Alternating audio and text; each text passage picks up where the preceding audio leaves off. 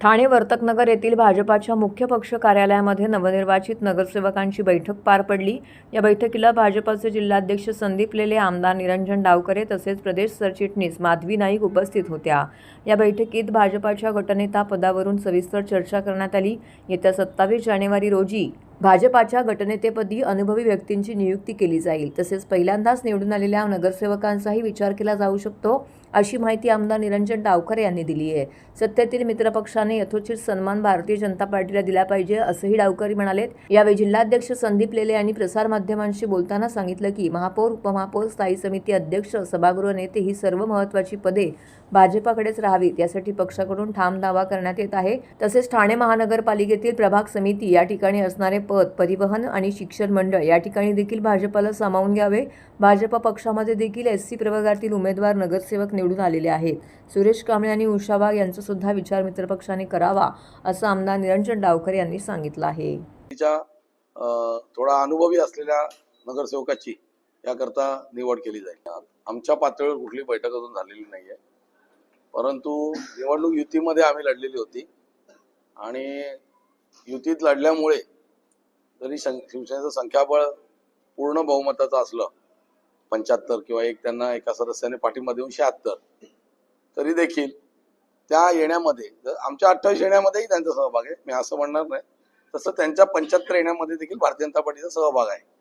त्याचा विचार करून त्यांनी सत्तेमधला यथोचित जो सहभाग आहे तो भारतीय जनता पार्टीला दिला पाहिजे, अशी आमची अपेक्षा आहे। पद हा शब्द पडण्यापेक्षा सत्तेमध्ये यथोचित सहभाग घेतला गेला पाहिजे, कारण आम्हालाही लोकांनी मतदान केलंय।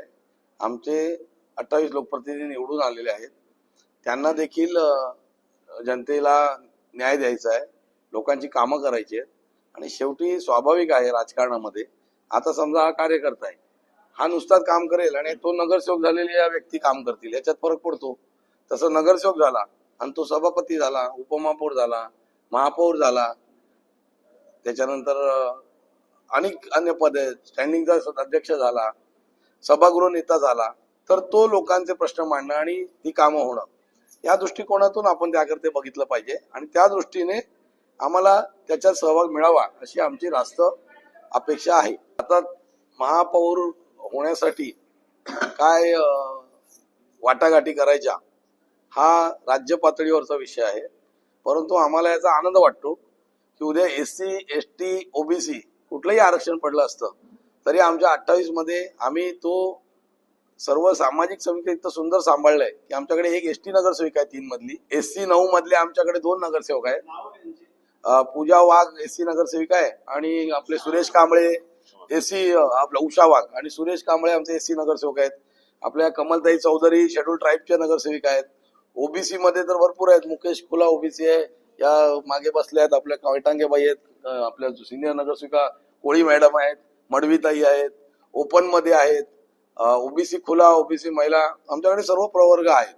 त्यामुळे आम्ही तसं पक्ष आमचा जरी आम्हाला 28 प्रतिनिधी मिळाले असले तरी आम्ही सर्व समाज घटकांचं व्यवस्थित प्रतिनिधित्व, सर्व भौगोलिक एरियाचं व्यवस्थित प्रतिनिधित्व करतोय।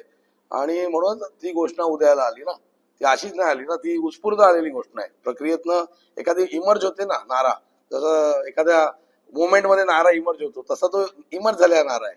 शिलटे वडवली, भाजप वाढवली, बाय डिफॉल्ट आलाय। आमचे सर्व प्रस्ताव आहेत, आम्हाला नक्कीच सत्तेमध्ये बसणं हे आवश्यक आहे, कारण आम्ही युतीत लढलोय। आम्ही विरोधात लढलो असतो तर आम्ही 100% विरोधातच बसलो असतो। त्यामुळे विरोधी पक्षनेता पण काय वाईट पण नाही, उलट ते जास्त पॉवरफुल आहे, कारण कोणीतरी सत्तेत बसलं, आमच्याच विचारांचे लोक सत्तेत बसतील आणि आमच्याच जर झाला तरी उलट दोन्ही बाजूने जनतेचा लाभ आहे, कारण सगळ्यात मोठा पक्ष ते आहेत, त्याच्या पाठोपाठ मोठा पक्ष आम्हीच आहोत। बाकीचे पक्ष किती 12, 9 आणि 5 असे आहेत, म्हणजे सभागृहातल्या 131 सदस्यांपैकी 76 अधिक 28 104 नगरसेवक हे शिवसेना भाजप महायुतीचेच निवडून आलेले आहेत ना।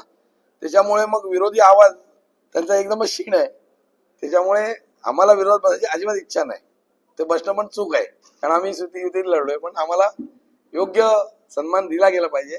योग्य म्हणजे योग्य, आम्ही काय आवाज मी बोलत नाही, आम्हाला पण कळतं, आम्ही एवढे वर्ष युतीत काम केलंय, विदाऊट युतीत केलंय, संख्याबळ पुरेसं झालेलं आहे, पण ते युतीत झालेलं आहे याची थोडीशी जाणीव ठेवली गेली पाहिजे.